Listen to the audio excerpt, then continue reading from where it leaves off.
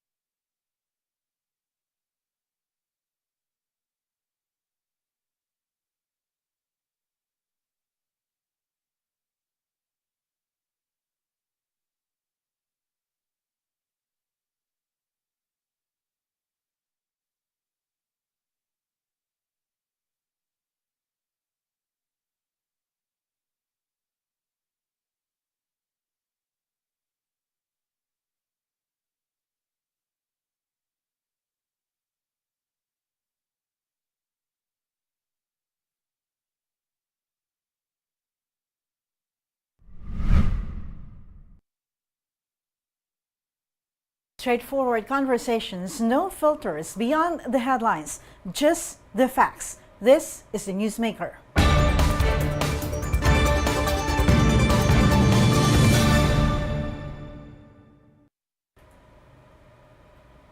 Thank you for joining Newswatch Plus. I'm Lois Calderon.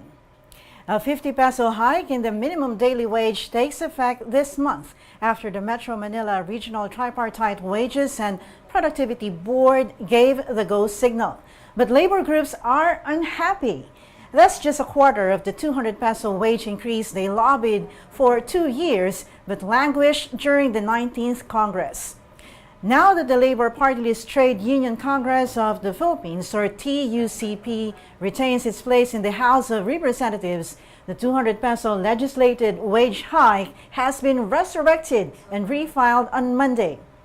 Employers are bracing for impact. Today's newsmaker, the chairman of the Philippine Chamber of Commerce and Industry, George Barcelon. Glad you can join us, Mr. Barcelon. Good afternoon, Luis. Thank you for inviting me.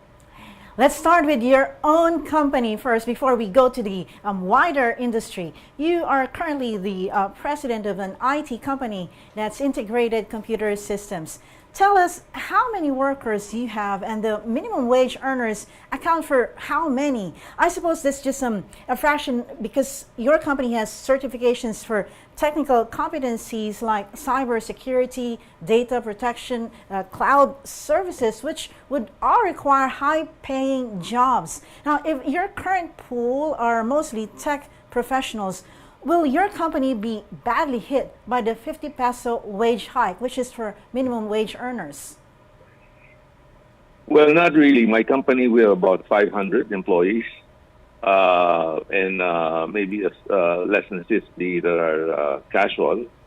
All of them are they're getting paid above the minimum wage. Of course, there are many of our engineers that are highly paid. On the average, we're about, even the lowest, we're about 10 to 15% higher than the minimum wage. But of course, for the new hire, in our industry, it's quite competitive. And we want to hire the more qualified people.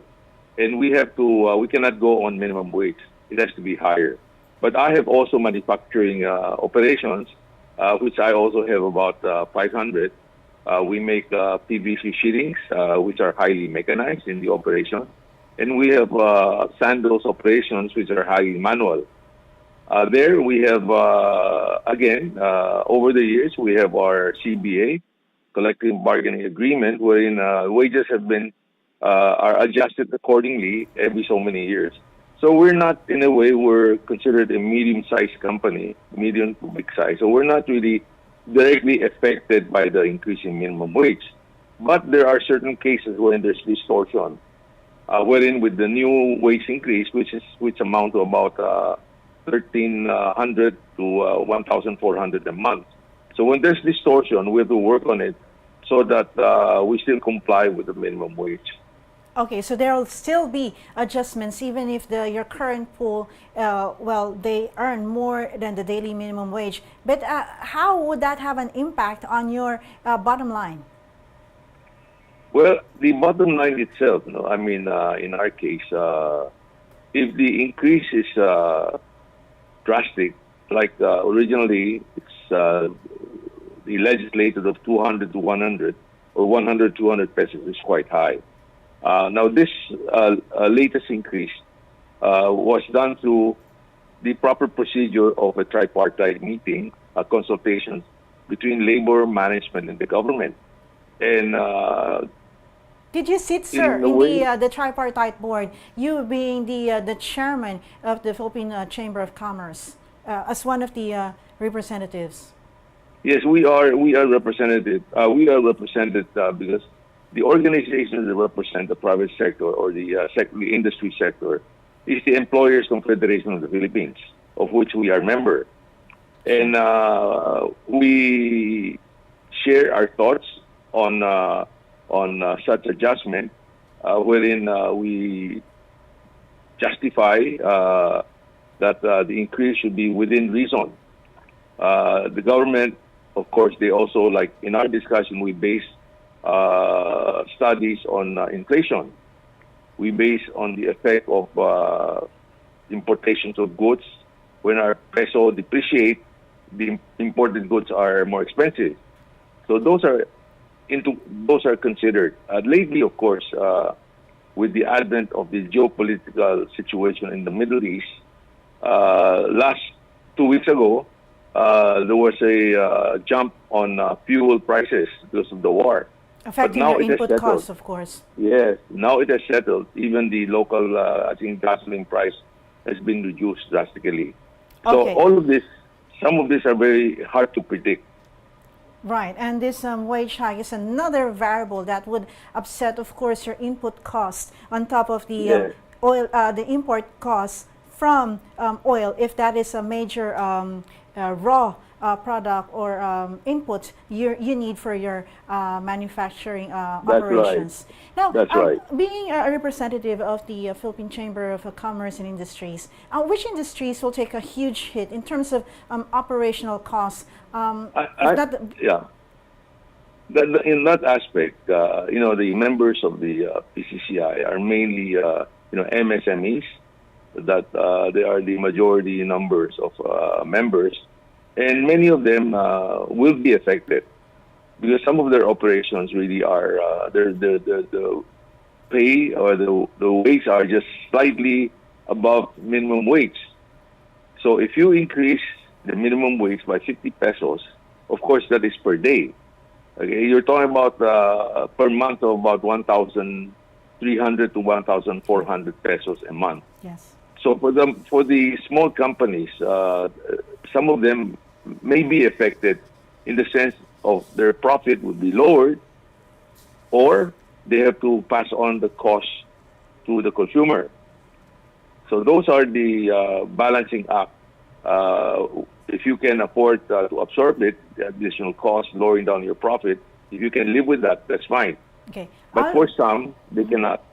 Right. I'll discuss the implications or the trickle-down effect of higher wages on consumers. Now, wages would account for how much of a company's expense. Would you have like sort of a rule of thumb to gauge the impact of wage hikes on corporate profit or the bottom line? Well, it really depends. If it's very labor-intensive, okay, so the effect is much bigger. I'll cite the example on the IT side, which most of my people are qualified. They're engineers, and they're well paid in a way. Wherein our wages that we pay is about high percentage of our operating costs. While in the manufacturing, like in the plastic sheetings, on that side, it's the energy cost that's high. The labor cost is not as high. Okay? But in our operations of footwear and sandals, the labor cost is high. because you have more manual operations. So it really depends. The company used to be about 3,000 workers. We supply both export and domestic market. But in the last 2 decades, we have scaled down our operations because we cannot compete with imported items. Everybody knows if you go to the Changi, you can see all the shoes that are not made locally. They're imported. But they're affordable, no? And I cannot blame that. And so we have to over the years, we have to scale down our operations. So this is one thing that we have to be cognizant about, that any wage increase would lessen our competitiveness. Okay, and And if we cannot compete, there are suppliers worldwide. The distributor can always import to substitute these goods that are locally manufactured. Now, you've discussed how companies will be coping, and that would be passing on the cost to consumers. Now, another could be retrenchment, right? I'll go to the retrenchment option, but let's deal with the raising factory prices. So in order to keep the workers, you'll just raise factory prices, so in the end, consumers will bear the brunt of the wage hike. In effect, it will be a wash. Whatever low-income earners get from the salary increase, Right. which is about Right. 1,000 pesos, 100 pesos a month, at 50 pesos a day for a 5-day work week, that will be wiped out by higher costs of living like food or rent. So the net effect will be negative still. Right. You should bear in mind that the 50 pesos is only a minimum wage. So it's a daily wage. But if you factor in all the other costs of employment, there's sick leave, vacation leave, other aspects of it, you have to add more like 25-30%. So the 50 pesos is more like 65 to 70 pesos that the company has to shoulder. So that's if you add that up, that can be quite substantial also. The earlier you mentioned about retrenchment, for most businesses, I can say that is the last options. Most companies will not want to retrench their workers because they're given training and they have developed certain skill sets that is valuable to the company. And retraining And, people, new they hires will will be not, costlier. Yes, it's going to train new people costlier. So retrenchment is, I think, the last options of most companies. It's good that you but pointed for it the- out, Mr. Barcelon, because President Marcos' economic team last month made simulations of the impact of the legislated wage hike on inflation, GDP, and Yes. jobs. Now, let's leave the inflation recalibration to the regulator. I'll zero in on job loss. At that time, the estimate of economic managers was that the unemployment rate could worsen by 0.2 percentage points for the 100 peso wage hike, and as bad as 0.6 percentage points if daily wages are bumped up by 200 pesos more. Those simulations are equivalent to 105,000 to 300,000 workers losing their jobs. Now we're talking here of just 50 pesos. What's your assumption for job cuts, given that this 50 peso wage hike approved by the Tripartite board? In the meantime, I would think that there might be some job loss, but it's not going to be that bad. No, I can see the projections that was made by the economic team. Those are fair estimate about when you talk about 100 to 200 pesos wage increase, you're talking about 50% to 70% increase in wages. And that definitely has such an impact to us that look at the exporters. Exporters compete worldwide, and they have committed themselves already to orders coming normally 6 months to a year of orders. Sure. And all of a sudden you impose such wage increase, they'll be at a loss. They may not even be able to supply the goods for exports. While domestic, if the cost is too high, as I mentioned earlier, there's always import substitute. So that is bad for our country because there will be job losses, which we try to avoid. As a matter of fact, the business organization has been trying to help the government in job creation, So which is more important. okay, sir. So the job cuts, which you said is the last option, the assumption is as bad as 300,000 workers losing jobs if it's 200 pesos. If it's 100 pesos, it's 105,000. Since it's only 50 half, would it be safe to say that half of 105,000, so like only 50,000 people will lose jobs? Would that be a fair estimate? Well, that could be a possibility.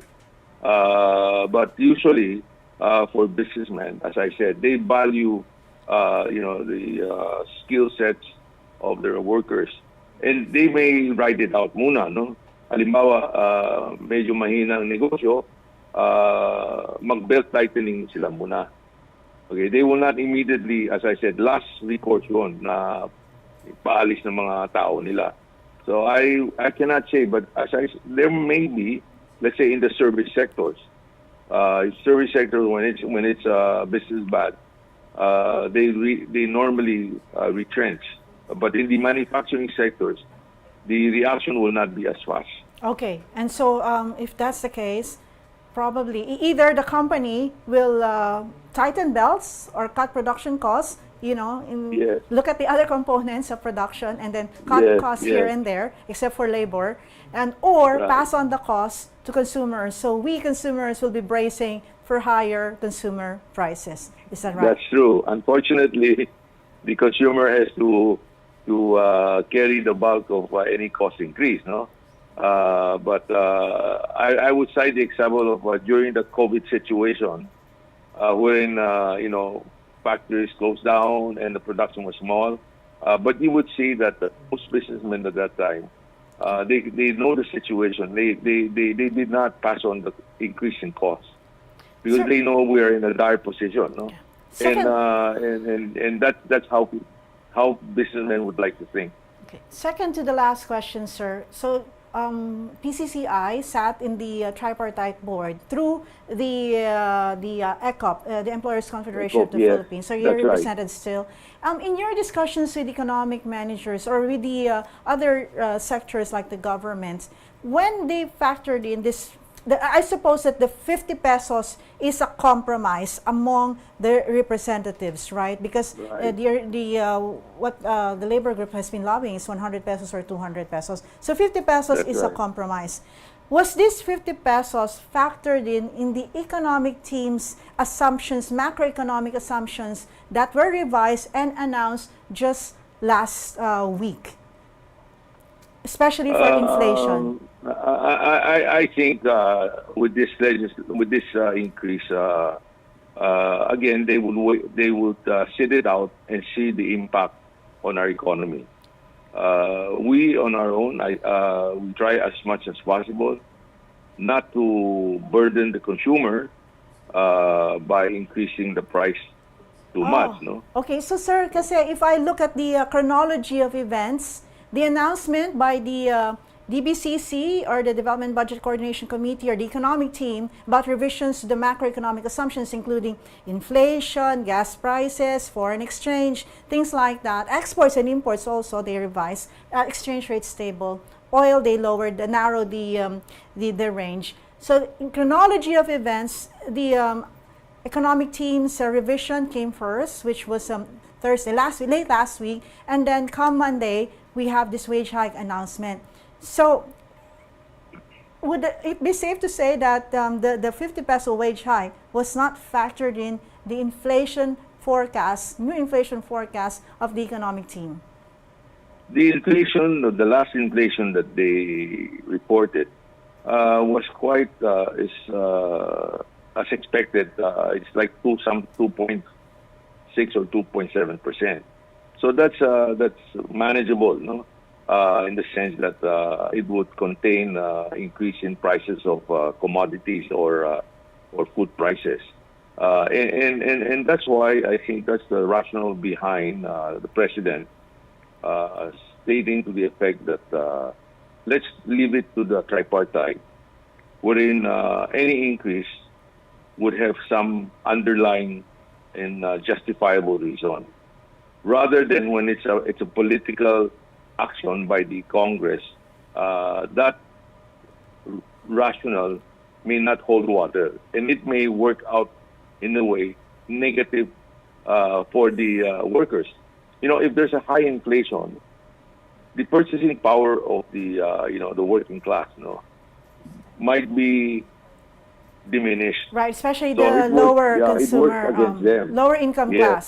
So they will Low absorb the income higher class. So prices. it really worked against them. Yes. So there must be a balance, and I think the decision or the wisdom of the president saying that let's leave it to the tripartite. Over the last almost 3 years, the minimum wage before was about 550. Now it's almost 700. So you can see it's 150 pesos increase over the last 3 years. So that's a good almost 22% increase. Okay, so it's we should bear in mind that we are in a global world wherein we have to compete also with goods being manufactured by our other countries. That brings me to my last question, sir. Given higher wages, how does the labor market look like for fresh graduates? What job prospects await them, and how bad could it be? Well, the job prospect as of now, I think, is quite stable. There are not too many industry that expect a big jump. The government spending on infrastructure, I think, helps a lot. And the other side, that certain sectors, such as the BPO, business processing outsourcing, they have projected an increase of probably anywhere from 5 to 7% increase in hiring, and also the manufacturing. So I would take it that it's not going to be a big, increase in job openings, but there will be still job openings that is available. Okay. Well, thank you very much for this insightful conversation, George Barcelon, Chairman of the Philippine Chamber of Commerce and Industry. Thank you. We will continue to deliver just the facts and the news you need. Until our next Newsmaker, I'm Lois Calderon.